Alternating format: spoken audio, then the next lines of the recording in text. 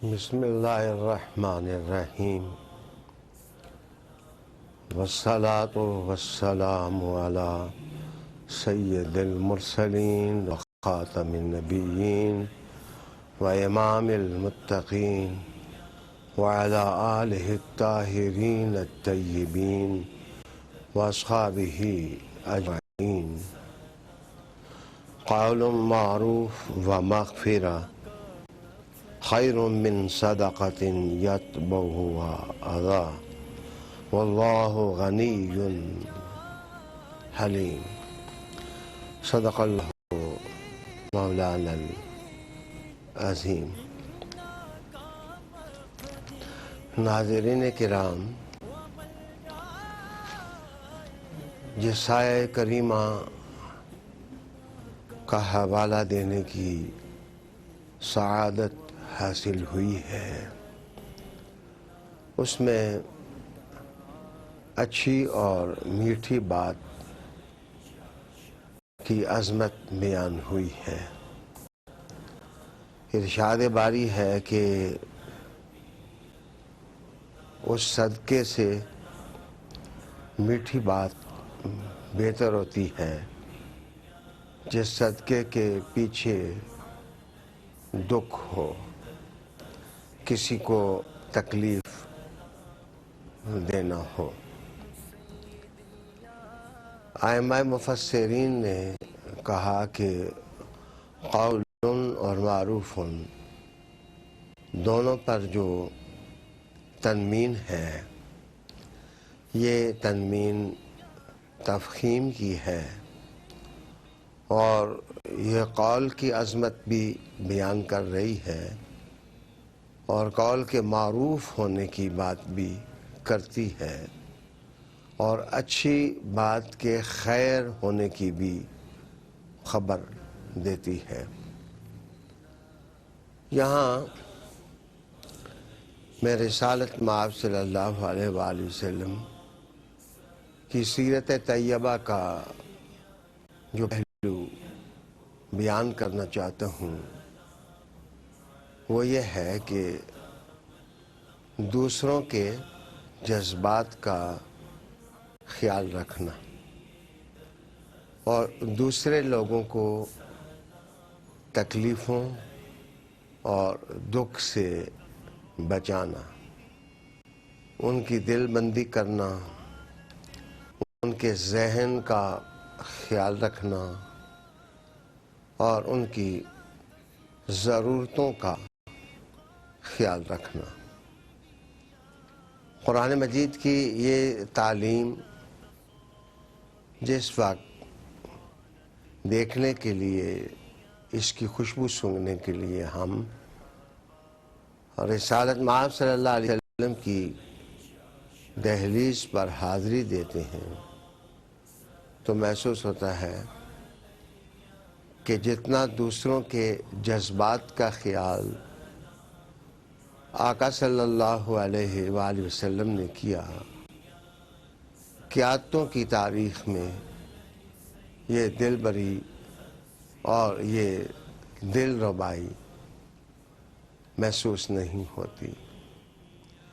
یہاں تو دلوں کے نازک آبگینے توڑنے کے لیے نہ جانے کیا کیا کیا جاتا ہے اور شخصیات کے بکھیرنے کے لیے اور منتشر کرنے کے لیے نہ جانے کتنی سازشیں کی جاتی ہیں. آئیے اپنے آقا صلی اللہ علیہ وآلہ وسلم جو ہماری آنکھوں کی ٹھنڈک ہیں اور ہمارے دلوں اور روحوں کا سکون ہے، ان کا اسوہ کیا ہے اور ان کی سیرت کیا ہے.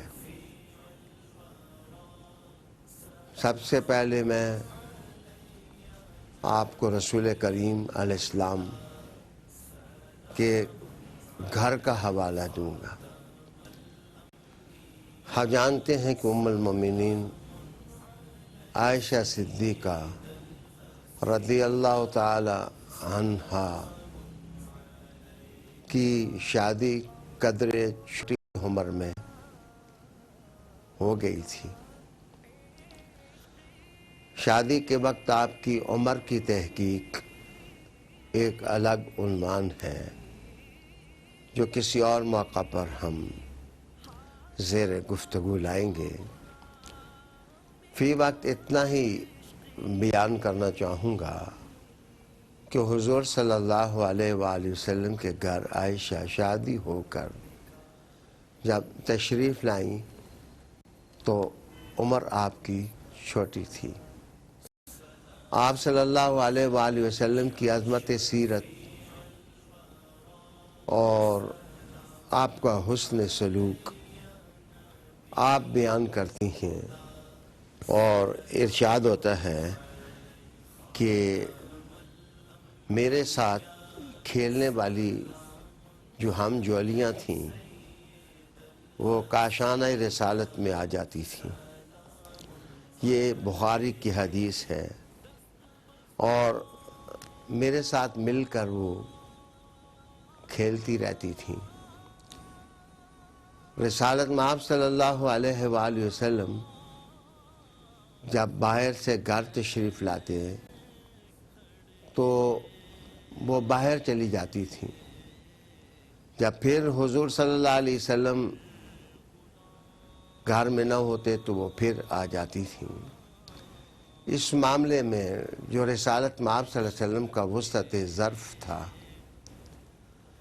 اور گھر کے اندر گھر میں رہنے والیوں اور رہنے والوں کے جو جذبات کا خیال حضور صلی اللہ علیہ وسلم رکھتے تھے، اس کا اندازہ اس بات سے لگایا جا سکتا ہے کہ آپ نے کبھی نہ بچیوں کو ڈانٹا، نہ ان کو برا بھلا کہا، اور نہ ہی ام المومنین کو روکا کہ یہ کھلونے کیوں رکھے ہوئے ہیں اور ان کھلونے کے ساتھ آپ کیوں کھیلتی ہیں۔ دراصل داعی اللہ کی وسعت قلبی اور وسعت نظری انسانوں کو دل سے قریب کرتی ہے اور مذہب لوگ قبول کرتے ہیں قلبی قرب کی وجہ سے۔ یہیں سے سیرت جو ہے وہ انقلاب آفرین بن جاتی ہے۔ یہ بات آپ یہیں نہیں دیکھیں گے بلکہ آپ زندگی کے اور میدانوں میں بھی دیکھیں گے کہ رسالت میں آپ صلی اللہ علیہ وسلم نے بہت سی چیزیں نیگلیکٹ کی۔ جو احکام ضروریہ تھے آپ نے پوری قوت اور طاقت کے ساتھ ان کا ابلاغ کیا۔ جو چیزیں بہت بری تھیں ان سے رسول کریم علیہ السلام نے منع کیا، تحریر دلائی، خطبے دیے، دروس قرآن کے سامنے آئے، آپ صلی اللہ علیہ وسلم کے فیصلے ہوئے۔ آپ صلی اللہ علیہ وسلم نے کبھی مداحنت کو اپنے قریب نہ آنے دیا۔ مداحنت اور چیز ہے اور کسی کو قریب کرنے کے لیے اس کی چھوٹی چھوٹی باتیں نظر انداز کرنا یہ کوئی اور چیز ہے۔ ایک غزوہ کے موقع پر رسالت میں آپ صلی اللہ علیہ وآلہ وسلم کے ہمراہ تھیں ام المومنین عائشہ صدیقہ رضی اللہ تعالی عنہا، اور آپ ہودج میں سوار تھیں اور وہ ہودج رحمت ایک سواری کی پیٹھ پر تھا۔ رسالت میں آپ صلی اللہ علیہ وسلم نے جب ہوا چلی تو ام المومنین کا ہودج یا پالکی جس میں وہ تشریف فرما تھی دیکھا تو ہوا سے اس کا پردہ سرک گیا، تو آپ صلی اللہ علیہ وسلم نے دیکھا کہ ام المومنین کے سامنے کچھ کھلونے پڑے ہوئے ہیں اور وہ ان کھلونوں کے وجود سے محظوظ ہو رہی ہیں، اور درمیان میں دیکھا کہ ایک گھوڑے کی صورت ہے جس کے ساتھ 2 پر لگے ہوئے ہیں۔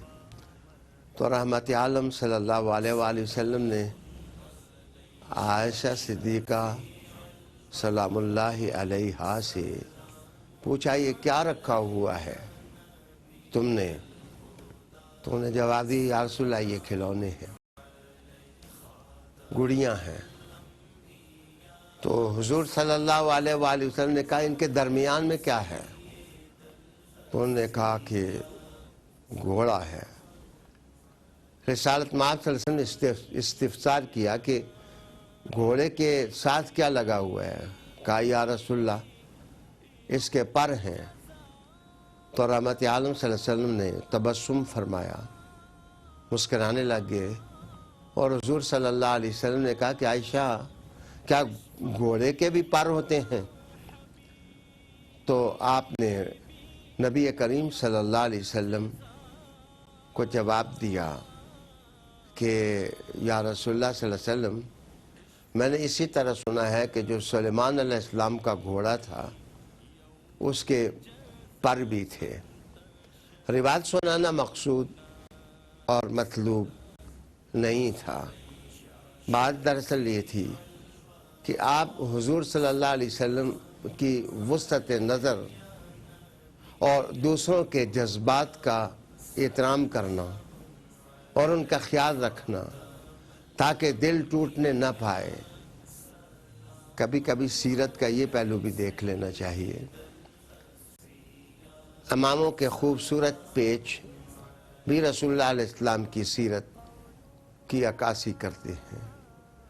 لمبے اور طویل سجدے بھی حضور صلی اللہ علیہ وسلم کا ورثہ سیرت ہے، تسبیح تحمید۔ لیکن کبھی کبھی اس طرف بھی رخش دل کا گزر ہونے دیا کریں کہ حضور صلی اللہ علیہ وسلم نے لوگوں کے جذبات کا خیال کتنا رکھا، دلوں کے ٹوٹنے سے کتنا لوگوں کو بچایا، اور ان کے دلوں کے نازک آبگینے ٹوٹنے نہ پائیں، کتنا دھیان دیا۔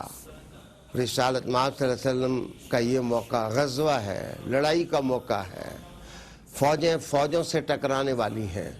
اس موقع پر بھی یہ دل بندی، دل بستگی اور جذبات کا خیال رکھنا ہمیں درس دیتا ہے کہ ہم اپنی ہر واک آف لائف میں سینکڑوں لوگ ہم سے ملتے ہیں، ہم ان سے گفتگو کرتے ہیں، ہم ان کی باتیں سنتے ہیں، ہم مختلف ایشوز پر اقدام اٹھاتے ہیں، ہم فیصلے کرتے ہیں، ہم نے منصوبہ بندیاں کرنی ہوتی ہیں، ہم نے گھر کا ماحول بہتر بنانا ہوتا ہے۔ اگر ہم رسالت مآب صلی اللہ علیہ وسلم کی شگفتہ سیرت، تازہ سیرت، خوبصورت سیرت، بلند سیرت اپنے سامنے رکھ لیں تو ہمارے گھروں کا ماحول ٹھیک ہو سکتا ہے، ہمارے باہر کا ماحول ٹھیک ہو سکتا ہے، ہماری دوستیاں پائیدار ہو سکتی ہیں، ہماری رفاقتیں مستحکم ہو سکتی ہیں۔ عالی قدر ناظرین، یہاں میں ایک اور حوالہ بھی دینا چاہوں گا۔ ایک موقع پر رسول کریم علیہ السلام کے بارے میں حضرت انس رضی اللہ تعالی عنہ نے فرمایا تھا کہ میں نے حضور جیسا خوبصورت، خوب سیرت، سخی اور بہادر شخص کسی اور جگہ نہ پایا۔ اللہ تعالیٰ آپ صلی اللہ علیہ وسلم کی سیرت کی تازگی پوری امت مسلمہ کو عطا فرمائے۔ وآخر دعوانا ان الحمدللہ۔